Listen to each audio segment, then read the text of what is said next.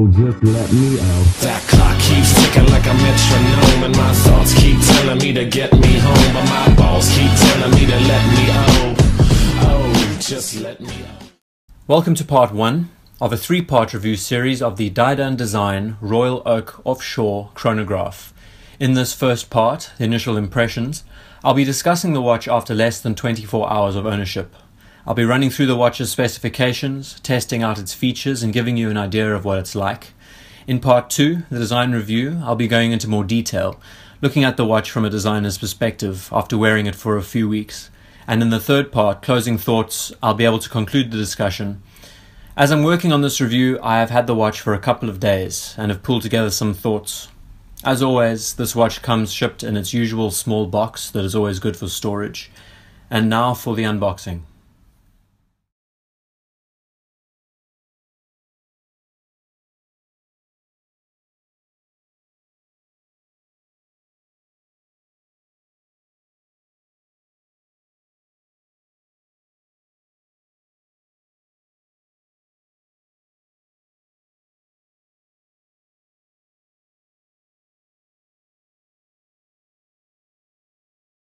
Before I decided to buy this watch, nothing about the Offshore Chronograph line really spoke to me. They seemed very loud and aggressive, and no color selection really appealed to my tastes. So before even deciding on a watch, I went browsing for strap options, and amidst the strange colors of camouflaged rubber, I found the one that is now on the watch. For my pale skin, I knew white would be awesome. And from there I thought about the white dial and the rose gold case, and that all fell into place. Now seeing it come together, I am blown away by it. A simple rose gold case which acts as the spot color, a white and black panda dial playing in tandem with the white strap. It makes the watch look very simple. Now talking about these watches disappearing off AliExpress. If you have watched the previous video I put out on the Yellow Diver a few days ago, I addressed my thoughts about it. This watch was supplied again by Select Caliber, a group that sources these watches directly from their suppliers, and I'll be sure to leave a link of their page in the description. The watch arrived in perfect condition, with hang tags and wrapped in bubble wrap. Now let's have a closer look at its specifications. The bezel diameter measures to be 44 mm. The overall length, including the crown and crown guards, sits at around 48 mm. The lug width is 28 mm. The lug-to-lug length is 46 mm. Including the protruding curved end links, it measures to be 55 mm. The case height, including the case back and bezel, measures to be 15 mm. The watch has a usual case back made from stainless steel, and it is secured to the case with 8 flathead screws. The crystal is hardened mineral glass, not as strong as sapphire, but stronger than standard mineral crystal.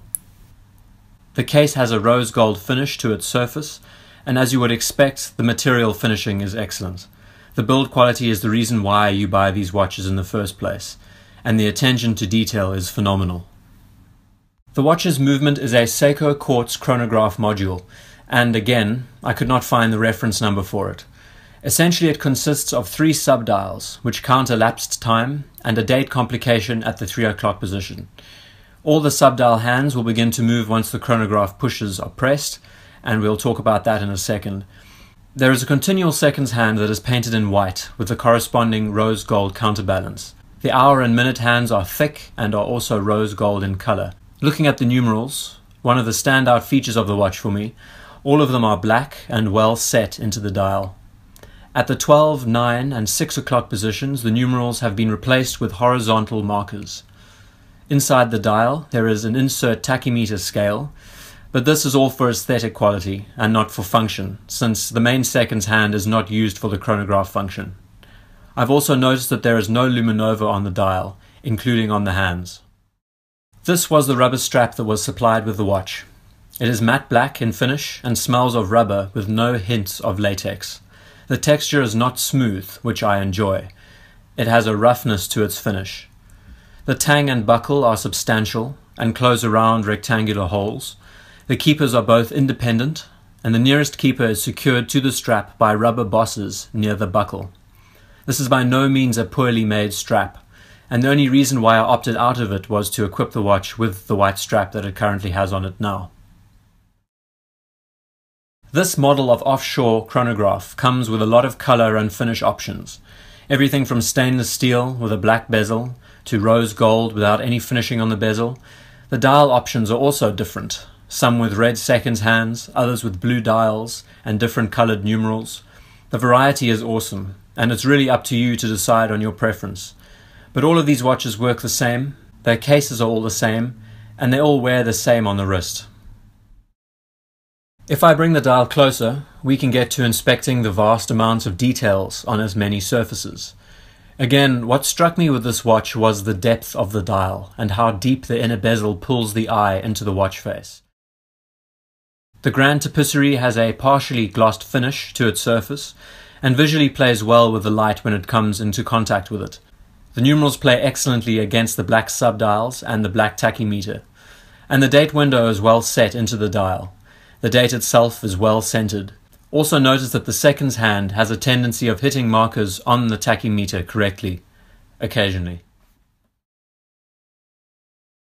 Starting the chronograph, the two subdials at the 12 and the 6 position begin to move. The dial at the 12 counts 2 seconds per revolution, and the dial at the 6 counts 60 seconds.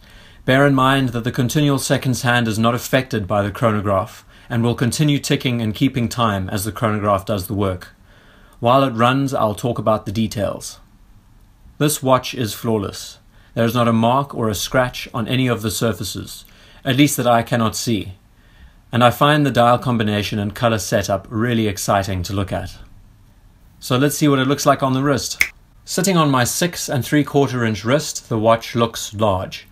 Again, I'll say that my wrists have shrunken considerably over the last few months, and the cold does not do them justice, but I would suggest this watch would fit a 7-inch wrist comfortably. Regardless of its size, it sits well, and does not feel top heavy. I get a lot of satisfaction seeing these color combinations when I look at it, but what is most surprising is the use of spaces on the dial. Though it is a 44mm watch, it does not look it because the space has been utilized well. Some might say that it is cluttered, but overall the busyness of the dial makes it look visually smaller than what its size would suggest. If this rose gold bezel was black, the watch would look gigantic. If the insert tachymeter was white, the watch would look gigantic. But in this configuration, all the space is utilized well. I can wear this watch with ease on a daily basis, and though it looks cumbersome and heavy, the rubber strap takes all of the weight away. Returning to the chronograph, we can see that the counter at the 12 o'clock position has stopped. What I've discovered is that the 2-second counter only runs for the first minute while the chronograph is working, then it resets itself. But the counter at the 6th position is still working, and the actual counter at the 9 o'clock position has moved. Now initially I thought it was a 30-minute counter, but it is in fact a 60-minute counter. Why they opt for a 30-minute dial eludes me. So taking a look at it, we double whatever time it reads. Stopping the chronograph, you may see that the counter at the 12 moves. I think that has something to do with split times, and the movement stops. Since this is not a mechanical quartz movement, the reset is digital, and you can tell because the hands have to manually rewind before resetting. I think it's quite a pleasing thing to see.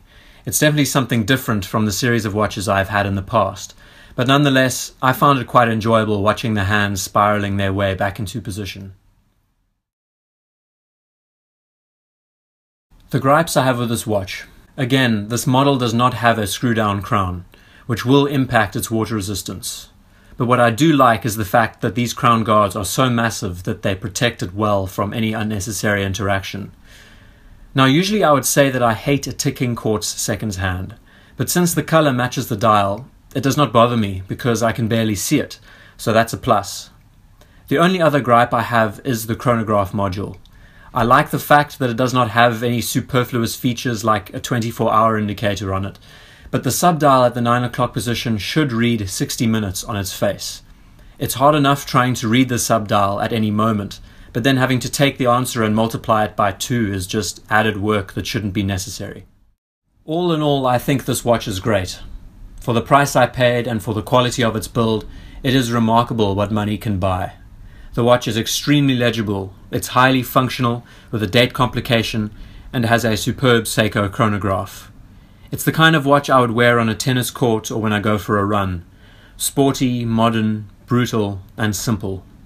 It is another watch that is not taking itself seriously and could be worn in any situation. I'm going to enjoy wearing it, and later comparing it to its panda cousin that is already in the collection. So thank you all for watching this first part of the review series. I hope you have enjoyed it. To all my new subscribers, welcome, thank you for joining, and I'll see you in the next one. Cheers for now.